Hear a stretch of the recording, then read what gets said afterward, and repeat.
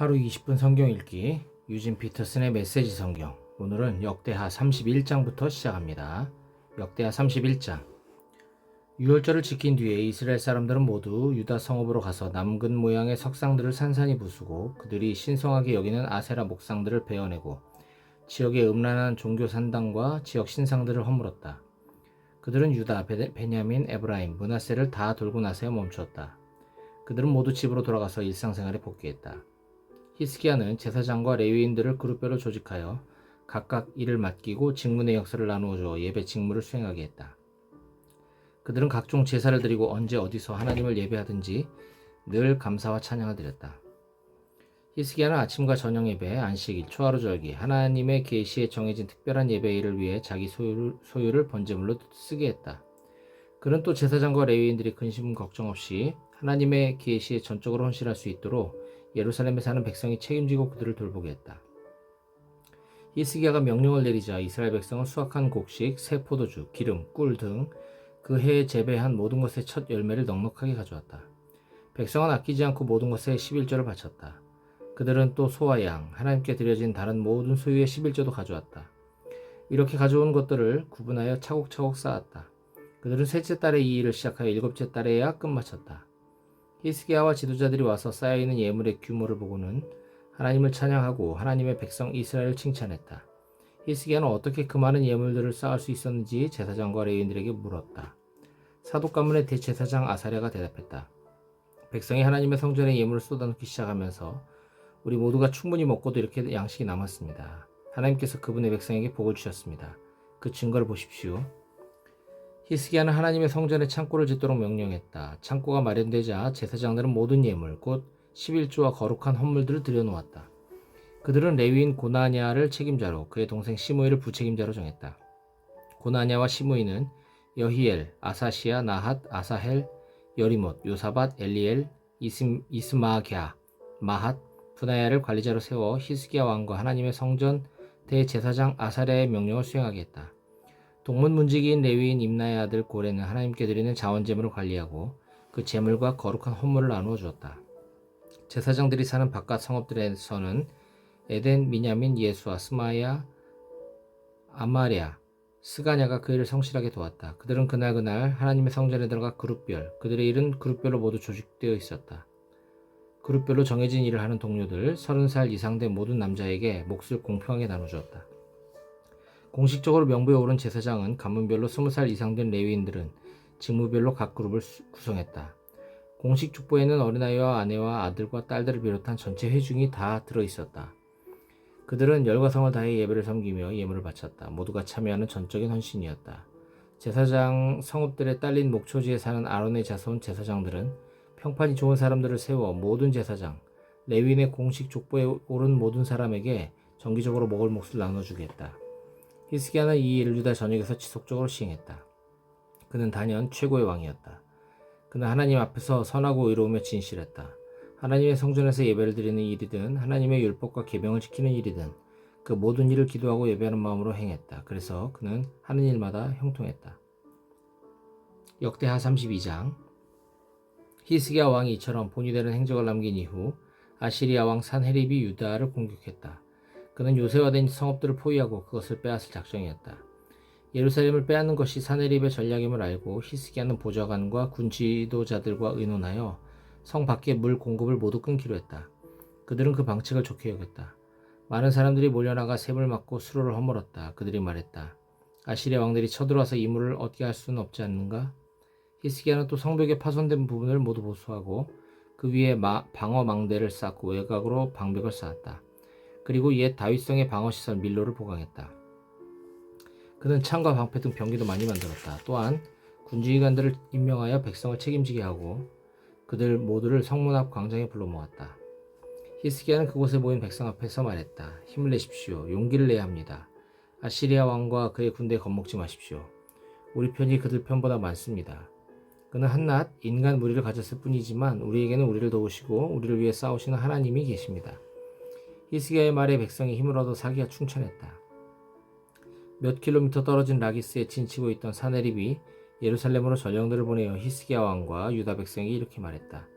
아시리아 왕 사네립이 선포한다. 너희 어리석은 백성아, 너희가 요새라고 부르는 그 예루살렘 안에서 안전할 것 같으냐?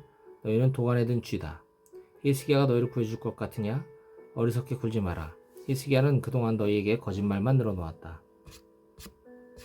하나님께서 우리를 아시리아 왕의 손에서 구원하실 것이다 라는 말은 거짓이다. 너희는 결국 모두 죽고 말 것이다. 지역의 산당들을 모두 없애고 참된 예배 처소는 한 곳뿐이다 라고 한 자가 히스기야가 아니더냐? 나와 내 조상들이 이 주변 모든 나라에게 어떻게 했는지 너희는 알지 못하느냐? 내가 맞설 만큼 강력한 신이 어디 하나라도 있었더냐? 나와 내 조상들이 파괴한 모든 나라 중에 내게 맞서 손가락 하나라도 까딱했던 신의 이름을 너희가 하나라도 들 수 있느냐? 그런데 어째서 너희 신은 다를 거라고 생각하느냐? 히스기야에게 속지 마라. 그런 뻔뻔스러운 거짓말을 늘어놓는 그를 그냥 두지 마라. 그를 믿지도 마라. 지금까지 어느 땅, 어느 나라의 신도 나와 내 조상들에 맞서는데 조금도 도움이 되지 못했다. 하물며 너희 신이 이길 확률은 얼마나 되겠느냐? 사네립의 부하들은 거리낌 없이 자신의 생각을 쏟아놓으며 하나님과 그분의 종 히스기야를 비방했다. 또한 사네립은 편지를 보내 이스라엘의 하나님을 모욕했다. 어느 나라의 신들도 제 백성을 돕지 못했다. 그들은 무기력했다. 히스기야의 신이라고 해서 나을 것이 없다. 오히려 더 못할 것이다. 사네립의 부하들은 예루살렘 성벽까지 와서 성벽 위에 서 있는 백성에게 히브리 말로 소리쳤다. 그들에게 겁을 주어 사기를 잃고 항복하게 만들려고 한 것이다. 그들은 인간이 만든 다른 민족의 신들에게 하듯이 예루살렘의 하나님을 업신여겼다. 이에 대해 히스기야 왕은 아모스의 아들 예언자 이사야와 함께 기도하며 하늘을 향해 부르짖었다. 하나님께서 응답으로 천사를 보내셔서 아시리아 진의 모든 용사와 지휘관들을 다 쓸어버리셨다. 망신을 당한 사네립은 기가 죽어서 고국으로 돌아갈 수밖에 없었다. 그가 자기 신의 신전에 들어갔을 때 그의 친아들들이 그를 죽였다. 하나님께서는 이렇게 히스기야와 예루살렘 주민들을 아시리아 왕 산헤립과 다른 모든 자에게서 구원하셨다. 그분은 계속해서 그들을 보살펴 주셨다. 하나님은 하나님을 예배할 예물과 유다왕 히스기야에게 줄 값비싼 선물들을 가지고 예루살렘에 몰려들었다. 주변 모든 나라들이 깊이 감동했고 히스기야는 널리 명성을 얻었다. 얼마 후에 히스기야가 죽을 병이 들었다. 그는 하나님께 기도했고 확실한 표징을 받았다. 그러나 히스기야는 그 표징에 감사할 줄 모르고 교만해졌다. 그것이 하나님을 진노케 하여 유다와 예루살렘에 하나님의 진노가 가득 찼다. 그러나 히스기야가 자신의 교만을 회개하고 예루살렘도 그와 함께 했으므로 히스기야가 살아있는 동안에는 하나님께서 진노를 거두셨다. 히스기야는 큰 부귀영화를 누렸다.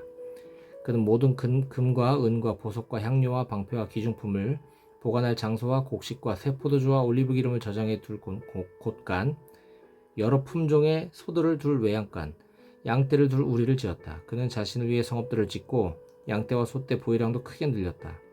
하나님은 그를 큰 부자가 되게 해주셨다. 기온샘 위쪽 물줄기의 방향을 틀어서 다윗성 서쪽으로 돌린 것도 히스기야였다.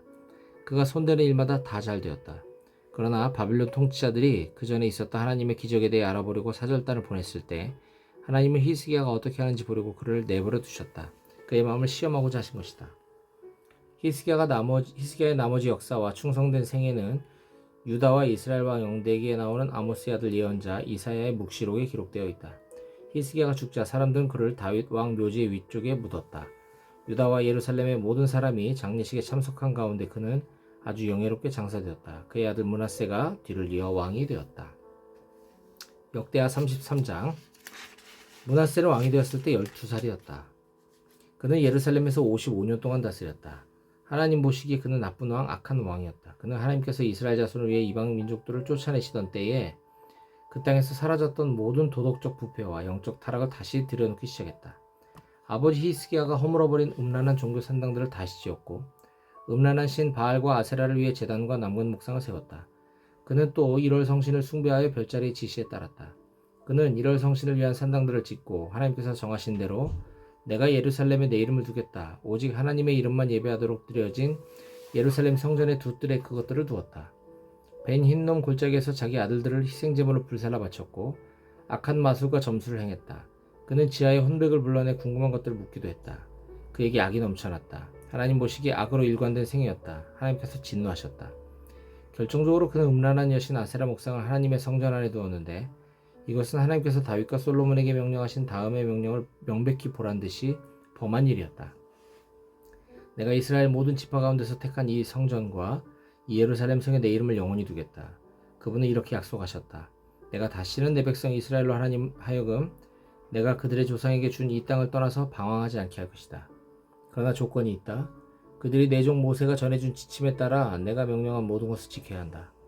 그러나 므낫세는 유다와 예루살렘 주민들을 그 길에서 벗어나게 했고 일찍이 하나님께서 멸망시키신 이방 민족들의 악행을 넘어서는 악한 행위로 그들을 이끌었다. 하나님께서 이 일로 므낫세와 그의 백성에게 말씀하셨지만 그들은 하나님을 무시했다. 그러자 하나님께서는 아시리아 왕의 군지도자들을 시켜 므낫세를 뒤쫓게 하셨다. 그들은 그의 코에 갈고리를 꿰고 발에는 족쇄를 채워 바빌론으로 끌고 갔다. 곤경에 처하자 므낫세는 무릎 꿇고 기도하며 하나님께 도우심을 구했다. 그는 그의 조상의 하나님 앞에서 철저히 회개했다. 하나님께서 마음을 움직이셔서 그의 기도를 들어주시고 그를 다시 예루살렘으로 데려와 왕이 되게 하셨다. 그제야 므낫세는 하나님께서 모든 것을 다스리심을 확실하게 깨달았다. 그 후 므낫세는 기온샘 서쪽 골짜기에 다윗성의 바깥쪽 방벽을 재건했다. 방벽은 물고기문에서 시작하여 오벨산을 돌아 나갔다. 그는 방벽도 더 높이 쌓았다. 유다 모든 요새 성읍의 군주기관들을 주둔시켜 방어체제를 강화했다. 그는 또 대대적인 성전 정화를 실시하여 이방 우상과 여신상을 제거했다. 또한 성전이 있는 산 위와 예루살렘 전역에 세우는 모든 이교의 제단을 가져다가 성 바깥에 버렸다. 그는 하나님의 제단을 다시 사용할 수 있게 보수하고 예배를 회복하여 화목제와 감사제를 드렸다. 그는 백성에게 하나님 이스라엘의 하나님을 섬기고 예배하라 하고 명령했다. 그러나 백성은 그의 말을 진지하게 받아들이지 않았다. 그들은 하나님이라는 이름을 사용했지만 계속해서 지역의 옛 이방 산당들을 다니며 전과 똑같이 행했다.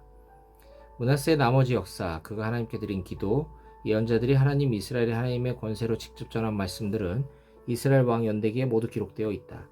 그의 기도와 그 기도에 하나님의 마음이 움직이신 일, 그의 모든 죄와 허물들, 그가 이방 산당을 지은 장소들, 음란한 여신 아세라를 세운 곳들, 그가 회심 전에 숭배한 우상들, 이 모두가 예언자들의 역사책에 기록되어 있다. 므낫세가 죽자 사람들은 그를 왕궁 동산에 묻었다. 그의 아들 아몬이 뒤를 이어 왕이 되었다. 아몬은 왕이 되었을 때 22살이었다. 그는 예루살렘에서 2년 동안 다스렸다. 하나님 보시기에 그는 아버지 므낫세처럼 악하게 살았다. 그러나 므낫세와 달리 그는 끝내 하나님께 회개하지 않았다. 끝까지 여러 악한 행위를 일삼았다. 결국 아몬의 신하들이 반역하여 왕궁에서 그를 암살했다. 그러나 백성이 아몬 왕의 암살자들을 죽이고 아몬의 아들 요시아를 왕으로 삼았다. 역대하 34장. 요시아는 왕이 되었을 때 8살이었다. 그는 예루살렘에서 31년 동안 다스렸다. 그는 하나님 앞에서 바르게 행했다. 그의 조상 다윗이 밝히 보여준 길을 똑바로 따라갔고 왼쪽으로나 오른쪽으로나 한 걸음도 벗어나지 않았다. 요시아는 왕이 된 지 8년째 되던 해에 아직 겨우 10대였다. 자기 조상 다윗의 하나님을 찾기 시작했다. 4년 후 제위 12년이 되던 해에는 지역의 음란한 종교 산당과 신성하게 여기는 아세라 목상들을 제거하고 조각한 것이든 부어 만든 것이든 상관없이 그 우상들은 유다에서 모조리 없앴다. 그는 바알 산당들을 부수고 제단들을 허물고 그 파편과 재를 거기서 예배하던 자들의 무덤 위에 뿌렸다. 또한 그 제사장들의 뼈를 그들이 살아있을 때 사용하던 바로 그 제단 위에서 불태웠다. 그는 그 땅 유다와 예루살렘을 안팎으로 깨끗이 정화했다. 정화 작업은 밖으로 므낫세, 에브라임, 시몬 성읍과 그 주변 마을들 그리고 북쪽 납달리에까지 이르렀다.